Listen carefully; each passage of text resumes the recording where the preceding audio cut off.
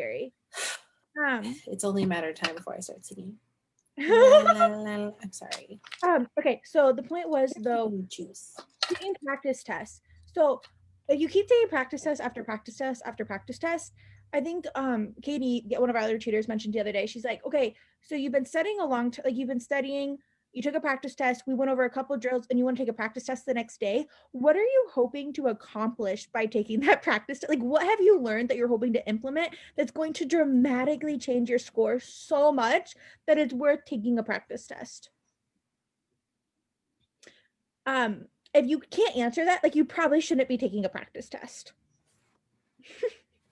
Where I just think there's other, oh man, we have more people joining that just are not LSAT people. So welcome. Welcome. We're teaching people. Have you ever second guessed your choice not to take the law school admissions test? It's okay. You've done it. Oh, Jeff says hi, Nicole. Hi, Jeff. Do you have any questions on the LSAT? Are you planning to go to law school? Jeffrey Vinacho. Yeah, I used to work with him. Rhymes with nacho. Sorry. Look at all these red things. I got like my little bowl. So how should you be taking practice tests? How often? Yeah, how often should you be taking practice tests? I now go for the least satisfactory answer. It depends on who you are and where you are. And I think why you're taking them. Because I think some people, I can only think of one possible scenario where it's helpful to take a practice test every single day. And that's if you're literally missing nothing and need to get used to the test. Highly unlikely. I wouldn't take practice tests every day because it would be a waste to be doing some of those easier, like you should just be drilling really, really, really hard questions. Well, but like if their issue is like sitting for the test and doing it accurately and like simulating test conditions, yeah, it's like a very rare kind of person. Most of you are not them. I'm saying like I'm going for a 175, so I would be close to that.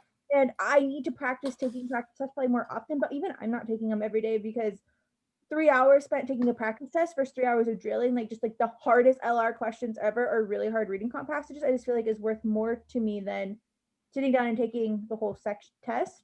But you're probably right. Like, yeah. How many tests do you think you should take before you actually take the thing? Enough to feel comfortable, which could be different for everybody. Like, I think I would say at least 4. And this is assuming that you're jumping the gun and taking it with 2 or 3 months of studying. Yeah. Or if you're not taking full practice tests except for like your very first one and then you're waiting till the end. I think I took 4 before I actually took my exam. Like technically, I took 8. But the first 4 were back in the very, very beginning when I thought that was all you were supposed to do. And those were wasted. And that was like back in January. So I took like 4 practice tests between June and July into August. And say I feel like doing one like every so say like you study for 6 months, doing one like every 2 weeks is probably sufficient. So like I don't know. I think it depends on like so like how I'll do with folks is like I tell them not to take one until like their last 2 or 3 months, because like I'm like most of the time I find that the people that I've worked with are just like they're not like, for them to take a practice test would be demoralizing, and I'm like, you have to be able to see the small gains, and if you take a whole test you'd still be like looking at it like big picture. But it's also I think I don't know, maybe it's like the niche of people that I found who all think the same way. I don't agree with that. I was just trying to give it kind of a very blanket answer. Oh, okay. But like I tell people, like a lot of my students that are taking January will take a practice test every week leading up to it for the 4 weeks beforehand. Oh yeah. And then like honestly, if they took one once if they were studying like once a month up until that point would be sufficient. I do think it's kind of good to practice the stamina sooner rather than later, but I don't think it has to be. This is true. And even if it is demoralizing, like the anxiety, like to feel more confident.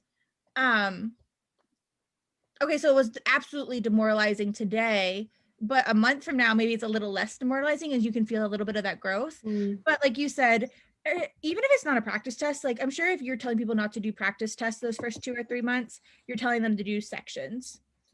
Yeah, because I was like, we just need to get you used to the test. And I think like, I kind of like think of like the learning zone, panic zone, comfort zone thing where like some people, a practice test would be like pushing them into panic, full panic, even if they did know it. Like I'm like, okay, so you still want to feel more confident on your question types, but everyone's different. And I think that like that's the beauty of like what we'll do, like what we do in individual tutoring is like being able to work with people on something that works for them. So I'm like, I love when we can push people into a more comfortable space to take a practice test sooner. It's definitely helpful, and I agree.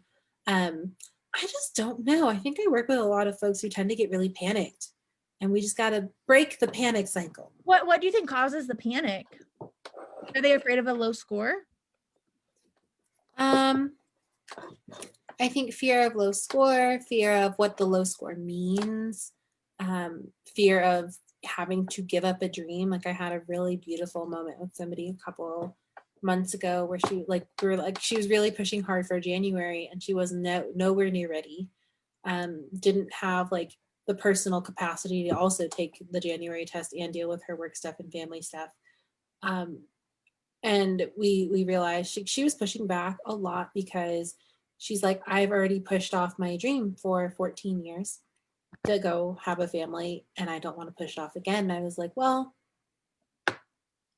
we could also say you waited 14 years. What's another year? Because I think if you gave yourself another year, you could get it. You're still going to do it before you turn 40. Well, before you turn 40. So like, and also like it doesn't have to be just putting it off another year and making it like all the other years that you pushed off. You can put a plan in place. Absolutely. And I know that sounds so cheesy, but I think a lot of us, it's either all or nothing, and it doesn't have to. Like you can be all it's a spectrum. Not in this year, right? Like you're all in, but you're setting yourself up for success. Yes. I think it's crazy that we can talk about this test this much and like without that much like fan interaction. I do really like it. What was like the biggest barrier for you when you started studying? Do you